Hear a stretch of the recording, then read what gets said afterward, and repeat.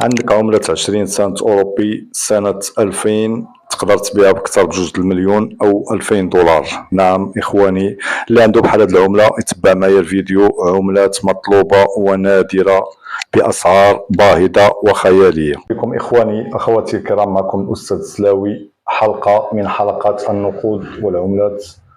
اليوم الإخوان غادي نتحدثوا على عملة السنت الأوروبي، وتحديدا عملة 20 سنت بلجيكا. الإخوان اللي عنده بحال هاد العملات ديال بلجيكا 20 سنت ابتداء من سنة 1999 إلى حد الساعة، دائما الجديد ودائما معلومات جديدة، أسرار على العملات. الإخوان بحال هاد العملة اللي كنشاهدوا ديال 20 سنتيم صادفتها في احد المواقع، السعر ديالها كيوصل ل 2000 اورو او 2000 دولار، تقريبا واحد 2 المليون مغربيه.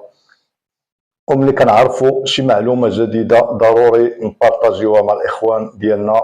كما كيعرف الجميع 20 سنت اورو المعروفه بالزهره الاسبانيه ذو الاخاديد السبعه. التركيب ديالها الاخوان من الذهب السكندنافي او الذهب الشمالي. بزاف ديال الاخوان كيميزوش بين الذهب السكندنافي والذهب الشمالي، كاين الفرق في العيار ديال الذهب الاخوان وكاين مزيج من المعادن.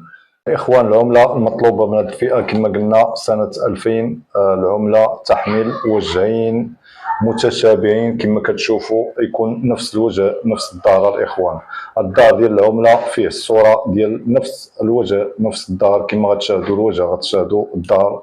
هذيك هي العمله المطلوبه الاخوان، كتسوى اكثر من 2000 اورو او 2000 دولار، وكيبحثوا عليها العديد من الاخوان والمتابعين في هذه الهوايه.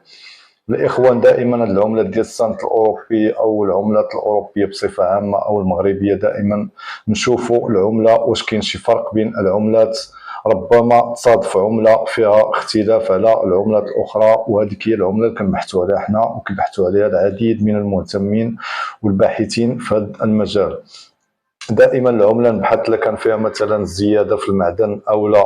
وبحال هذه العمله ديال 20 سنت بلجيكا الاخوان فيها العديد من الاخطاء، فيها زياده في المعدن على المستوى ديال الصوره، وفيها بزاف كاين فيهم اخطاء هنا في ديال التاريخ، وكاين بزاف ديال العملات اللي فيها اخطاء، وكاين اللي ما فيهاش بعض الرموز وبعض الحروف. هذيك هي العمله النادره. اما العمله اللي كتكون سليمه الاخوان بحال هذه العمله ديال 2000 عمله عاديه، هي قليله شيئا ما، لكن ما غاديش نقولوا نادره. الاسعار ديال هذه العملات ما كتعداش 10 او 15 اورو كحد اقصى بالمواقع العالميه الخاصه ببيع النقود.